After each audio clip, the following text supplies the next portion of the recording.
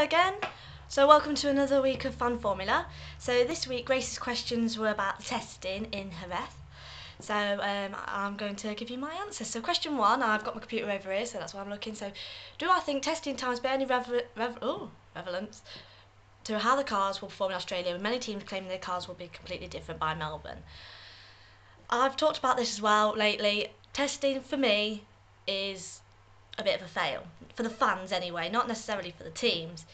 A car we saw at a launch 2 weeks ago is not going to be the same car that comes to Australia. It's never going to be the same, because not only are the driver's going to be physically different in the next few weeks by the time we get to Australia, but they're testing so many parts, and I think they are going to be completely different, and testing times are not relevant. They're not really in reality. Last year, Barrichello was leading the testing times in the Williams, and Williams were the 4th worst team.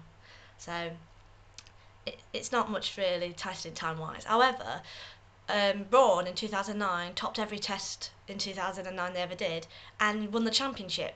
So it's hard to judge. Obviously, it's nice to see cars doing well, but again, there's so many variables. You don't know the fuel loads, you don't know what they're testing. They could be testing something aerodynamically, so it'll make them go slower, but it means they're testing something else.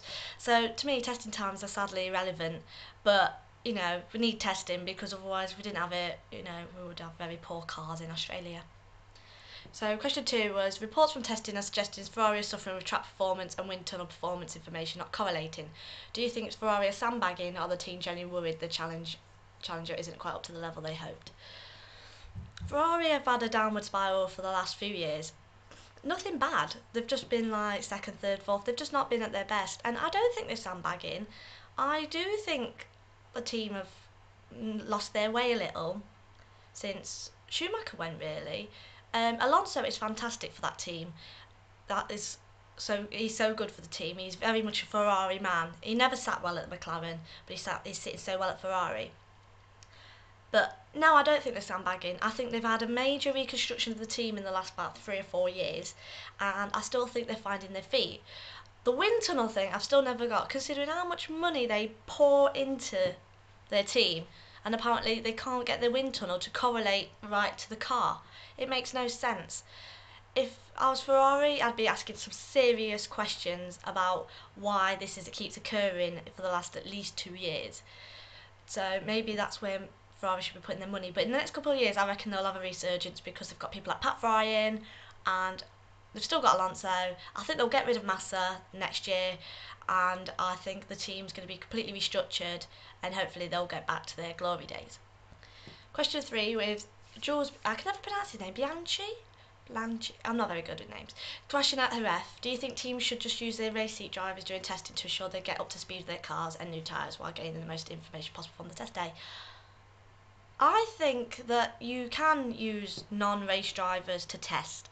You're not necessarily testing for, you might be testing for certain races or a certain driving style for a track. For example, if Pastor Maldonado is amazingly good at Monaco and you're at a test circuit that is very similar to Monaco, surely you'd put like Pastor Maldonado in the car, because he's very good at Monaco and would know the track. Jerez, for example, might be more suited to Jules's driving style than one of the like Nico or Paul di Resta, so they can gain more valuable information. I think it's team preference, really. I think it's obviously if they're new drivers or rookie drivers. For example, Nico Hülkenberg has only had 1 year in a Williams. He's had the testing in Force India, but he's never, been a race driver in Force India. I think he should have had more of the testing time, really.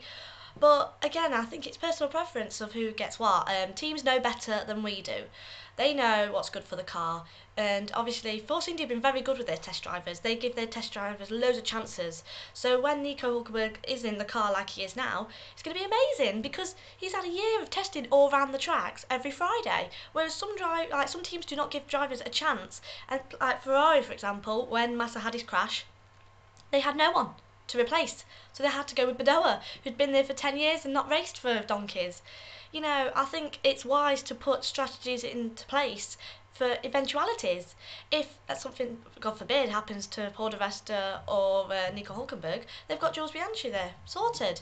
And I think that's an ultimate win in the end. bonus question, with just over a month to go to Australia, what am I doing to prepare myself for the season ahead? Well, firstly, I've booked the day off. I've booked Australia off, so I am free to watch the racing anytime. I'm getting Sky Sports as well, because as much as I do love the BBC, everyone I liked has gone to Sky, and I moved into a house a few months ago with a Sky dish anyway. It makes logical sense for me to purchase Sky. So I'll be excited to get Sky Sports and the new channel, and it's going to be really exciting, even though it's going to cripple me financially. What am I doing? Not much really, to be honest. All I do when it's an off season is work. I work all the time and to like earn my money. I work, I watch, I catch up on the news, and I just spend time not doing Formula One related things because it takes up so much of a Sunday and even a Saturday that your weekends can be gone. And it's nice to have weekends where you can plan something and knowing you don't think, oh, I have to get up at 5 in the morning. So that is what I'll be doing over the season until March. So thank you again for the Fan Formula. I hope you enjoyed it. Follow me at Squiffany, and I'm also at femaleformulafun.blogspot.com. So bye bye.